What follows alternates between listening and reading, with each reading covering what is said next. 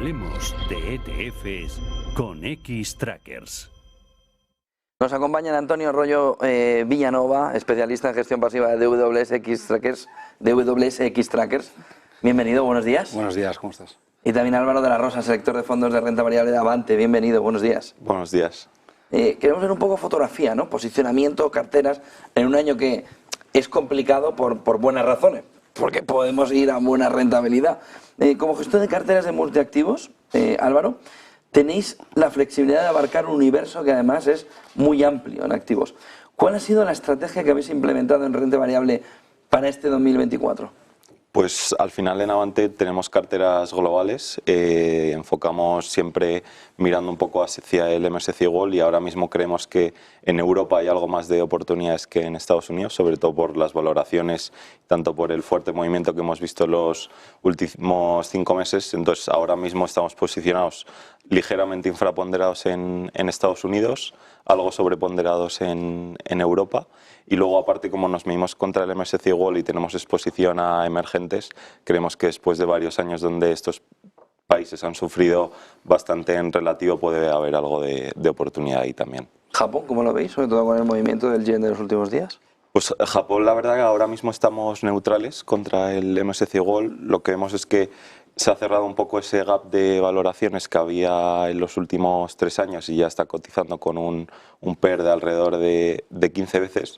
Lo único que sí que vemos que ese crecimiento de beneficios sigue siendo bastante sostenido y puede seguir teniendo bastante potencial en el largo plazo. Inteligencia artificial, se sigue hablando de ella. ¿La veis atractiva todavía en los niveles en los que estamos? Sí. Pues ahora mismo nosotros en las carteras no tenemos ninguna exposición directa a inteligencia artificial a nivel de vehículo. Lo que sí que te diría es que teniendo exposición tanto a los índices como a fondos globales, muchos de los gestores y de ETFs que tenemos seleccionados tienen bastante peso en este tipo de compañías, pues ya puede ser Nvidia, AMD, todo tema relacionado tanto con semiconductores o con software, pero sí que creemos que después de todo el fuerte tirón que ha habido en los últimos 12-15 meses, estamos un poco más cautos en valoraciones y esperando a que se dé una oportunidad otra vez para poder aumentar algo más la exposición a esta temática. Antonio, mirando ETFs, volvemos a ver que hay un movimiento importante de crecimiento de entradas de dinero. ¿Qué está motivando ese apetito por los ETFs y sobre todo hacia dónde va el actual interés del inversor? Bueno, el apetito de los ETFs es el de siempre, ¿no? Es bajos costes y que dan muy buenos resultados, pero es cierto que en la parte de flujos o de entradas en el mercado europeo lo que vemos es que las rentabilidades es lo que está llevando, ¿no? El mercado está siendo una pisonadora y lo que vemos es que un 88% de los flujos van a renta variable. Es cierto que con el 95% de esos va a renta variable global o americana. En Europa salidas por sectoriales, aunque hay entradas en small caps. Y luego Japón está entrando dinero. Y renta fija solo es un 13%, es decir, va muy ligado con lo que está pasando en el mercado. Al final, y luego en el último mes lo que hemos visto es que solo hay entradas en renta variable y en renta fija hay salidas. Cosa que es bastante curioso, pero va muy ligado con las rentabilidades del mercado. En Estados Unidos creo que es la primera vez en la última década que tiene 2 trimestres seguidos con rentabilidades de doble dígito. Japón con el mejor resultado del segundo trimestre del 2009, por tanto yo creo que los mercados están muy alineados con las entradas con lo que está pasando en el mercado. Y en renta fija es high yield, sobre todo en Europa es high yield, que es el 75% de los flujos.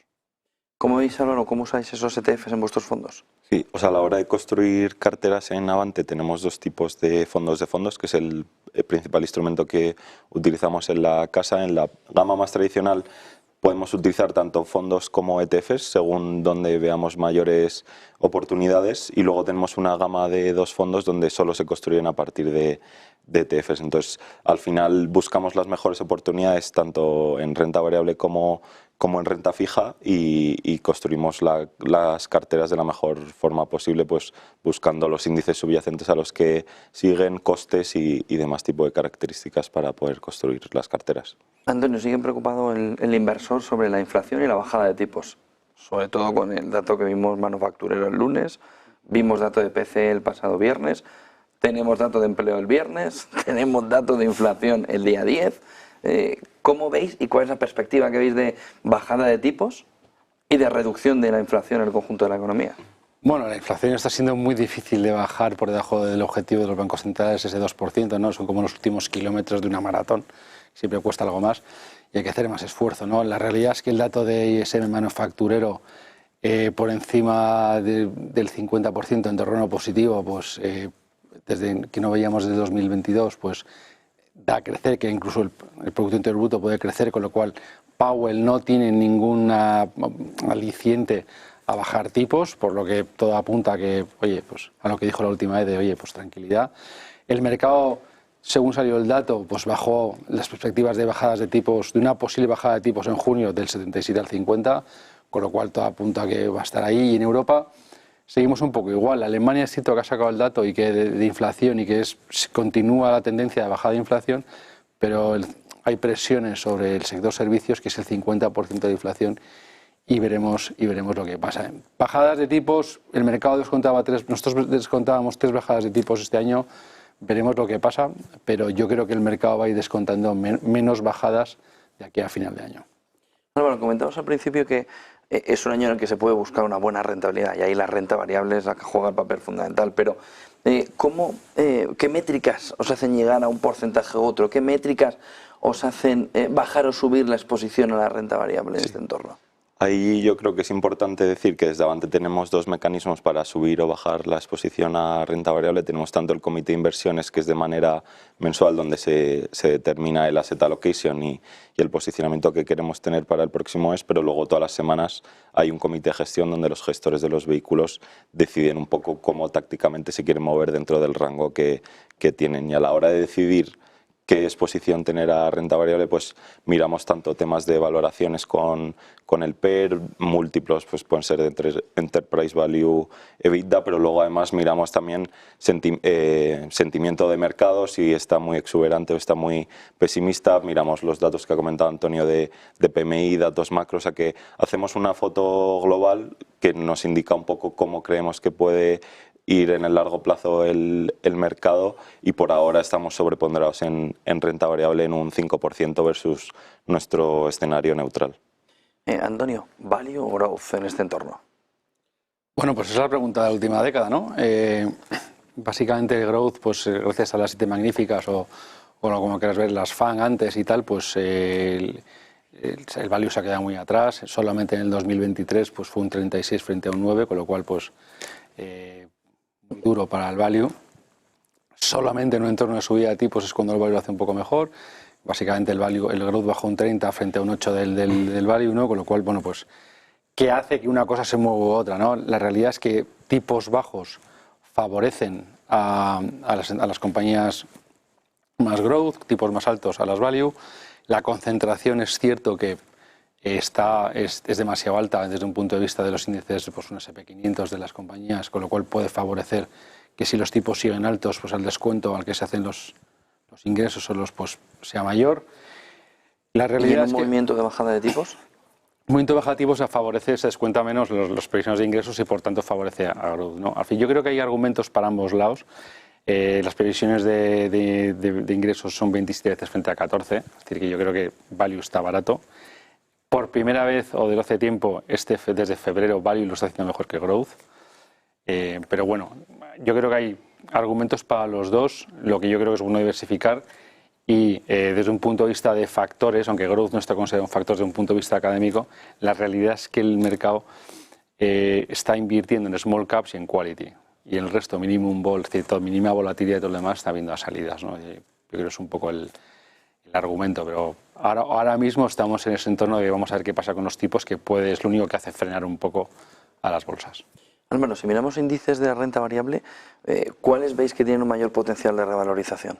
Yo creo que teniendo en cuenta que tenemos carteras globales y que buscamos capturar la rentabilidad del MSCI World, sí que creemos que hay oportunidades en algunas partes del mercado, como puede ser ese S&P 500 Equal Weight, donde todos los valores del índice están equiponderados y debido a la concentración que estamos viendo en el S&P 500 creemos que puede haber un performance relativo mejor mirando hacia adelante. Luego otro de los índices que está siendo menos visto por la gente y debido al carácter defensivo es el tema de la mínima volatilidad, que en los últimos años debido a al fuerte crecimiento económico, la no llegada de la recesión, el mercado está enfocándose más en otros sectores con más beta o con más cíclicas, y creemos que ahí hay oportunidades. Y luego creemos también que las infraestructuras cotizadas también están cotizando con cierto descuento versus el índice mundial, y en un entorno donde puede haber una revisión o una bajada de expectativas de crecimiento de beneficios, este tipo de compañías que son más estables, que tienen ingresos recurrentes, puede tener bastante sentido mirando hacia adelante. Y por último, Antonio, renta fija. ¿Dónde estáis más positivos? Bueno, la renta fija este año, que parecía que iba a continuar con los flows, ¿no? Con lo que vimos, 50-50 en 2023, este año prácticamente no se está viendo. Estaban todos en rentabilidad plana o negativa, excepto en high yield. Y la realidad es que estamos positivos en investment grade, alta calidad crediticia. Creemos que los niveles de spread pueden bajar un poquito, no tanto en la parte de high yield, que ya los vemos muy estrechos. Y en la parte de gobiernos, pues lo vemos en el rango entre el 3 y el 7%, es donde vemos más valor. Es cierto que aguantar un poco más de TIR con un tipo más bajo que el corto plazo, pero creemos que puede añadir valor en las carteras, ¿no? Y la parte americana, bueno, pues estamos más cautos. Ayer el 10 años americano, ante cualquier noticia, pues ya está en el 4,35, está muy en línea con nuestro objetivo. Y bueno, tienes un buen carry, pero somos más cautos en la parte de renta fija, excepto en la parte de investment grade. ¿Prevéis que ese 10 años vaya más al 4% o cuál es vuestra previsión? Previsiones son 4,40 a 10 años, del 10 años. Y que estaría por debajo ya. Está un poco 5 puntos básicos por debajo, que son duración de 7 y pico normalmente en los índices. Bueno, pues tampoco puede haber, o sea, creemos que el carry te ayuda, si hay cualquier movimiento de tipos al alza te puede compensar. Muchísimas gracias, Antonio, Álvaro. Buen día y buen negocio. Muchas gracias.